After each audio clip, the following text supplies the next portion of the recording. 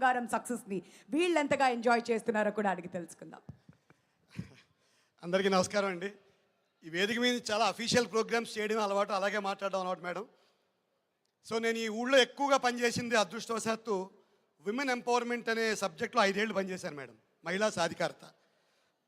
15-16 సంవత్సరాలకే పెళ్ళిళ్ళు అయిపోయి భర్తల్ని పోగొట్టుకుని 2 పిల్లలు 3 పిల్లలు ఉన్నవాళ్ళు ఆ పిల్లల్ని ఇంజనీర్లు డాక్టర్లు చేసి సాహసంతో బతుకుని సార్థకం చేసుకున్న వేలాది మంది మహిళలు నాకు తెలుసు.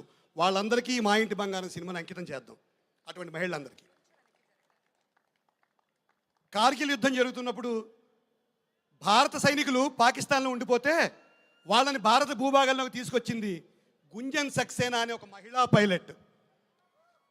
12 సంవత్సరాల అతి చిన్న వయసులో సామూహిక మానభంగానికి గురై ఆ మానభంగం చేసిన వాళ్ళందరికీ శిక్షలు పడేలా చేసి ప్రజ్వల అనే ఒక ఆర్గనైజేషన్ స్థాపించి మానభంగాలు పొందుతున్న అమ్మాయిలకు సహాయం చేస్తున్న సునీతా కృష్ణన్ పద్మశ్రీ, ఆవిడ గురించి మనం తెలుసుకోవాలి. 3వది, రైలు ప్రమాదంలో కాలు పోగొట్టుకుని హిమాలయంలోని ఎవరెస్ట్ని కృత్రిమమైన కాలుతో ఎక్కిన అరుణిమా సిన్హా, ఆవిడని కూడా ఒకసారి గుర్తు తెచ్చుకుందాం. ఎందుకు చెప్తానో తర్వాత చెప్తాను, 2 నిమిషాలు ముగించేస్తాను.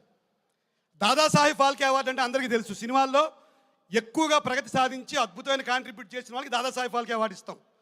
కానీ 1969లో Dadasaheb Phalke award first time ఇచ్చినప్పుడు దేవికా రాణి అనే ఒక మహిళకి ఆ అవార్డు మొట్టమొదటి వచ్చింది. సో ఈ వీర మహిళలందరికీ మా ఇంటి బంగారం సినిమాని అంకితం చేయడానికి నేను సమంత గారి పర్మిషను, రాజు గారి పర్మిషన్ అడుగుతున్నాను. సో మరి ఆ సాహస మహిళలందరికీ ప్రతీకగా మన ముందు ఇద్దరు కూర్చుని ఉన్నారు, సమంత గారు, నందిని రెడ్డి గారు. ఒక్కసారి గట్టిగా చప్పట్లు కొడదామా? కొంచెం కలెక్టర్గా అడుగుతున్నాను, ప్లీజ్ గట్టిగా కొట్టండి చప్పట్లు. ఇటువంటి సాహసమైన మహిళలకి మనం ఎప్పుడు కూడా చప్పట్లు కొట్టాలి. వెనుకున్న రాజుగారు, వారితో నాకు చాలా పరిచయం తక్కువ సార్.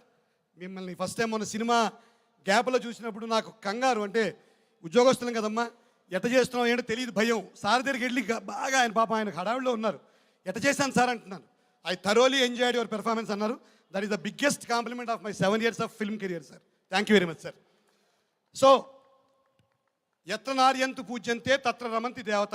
ఎక్కడ ఆడవాళ్ళని గౌరవిస్తే అక్కడ సమాజం బాగుంటుంది, చాలా హెల్తీగా ఉంటుంది. కానీ అటువంటి పరిస్థితులు ఇప్పుడు లేవు. కాబట్టి ఒక్కసారి మా ఇంటి బంగారం సినిమా చూసి మగవాళ్ళందరం మరింత బాధ్యతగా ఉందామని ఒకసారి ప్రామిస్ చేయండి, గట్టిగా చప్పట్లు కొట్టి. మగాళ్ళు, అబ్బాయిలు గట్టిగా. సో ఖచ్చితంగా మహిళల పట్ల గౌరవంగా బాధ్యతగా ఉందాం.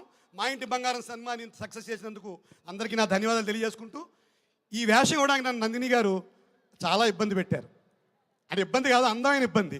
నేను 150 సినిమాలు చేసేసాను, నన్ను ఆడిషన్కి పిలిచారు మేడం. ఆడిషన్ చేస్తేనే నీకు వేషం అన్నారు. నేను హ్యాపీగా వెళ్ళిపోయాను. 5 వెర్షన్లు చేశాను. ఇంకా నాకు మనశ్శాంతిగా లేదు. మళ్ళీ పైకి వెళ్ళి సీన్ పిలిచి సీన్ కొంచెం కంగారుగా చేశాను, ఇంకొక వెర్షన్ చేస్తానని చెప్పాను. అది ఆ రోజు సాయంత్రం యు ఆర్ సెలెక్టెడ్ అని చెప్పారు. ఏదో సివిల్ సర్వీసెస్ ఫస్ట్ టైం ఇంటర్వ్యూకి వెళ్ళినంత ఆనందం వచ్చేసింది నాకు, seriously. So thank you very much sir. ఈ సక్సెస్ ఇలాగే కొనసాగాలి. అందరం కూడా మహిళల్ని గౌరవిస్తామని, ఈ సినిమా చూసిన తర్వాత బాధ్యతగా ఉందామని ఒక్కసారి ప్రామిస్ చేసుకుంటూ సెలవు తీసుకుందాం. Thank you very much. మీ వాక్ చాతుర్యంతో మమ్మల్ని అందరినీ కూడా అలా కట్టిపెట్టేశారు. ఇప్పుడు శ్రీనివాస్ గారిని మాట్లాడాల్సిన రిక్వెస్ట్ చేస్తున్నాం.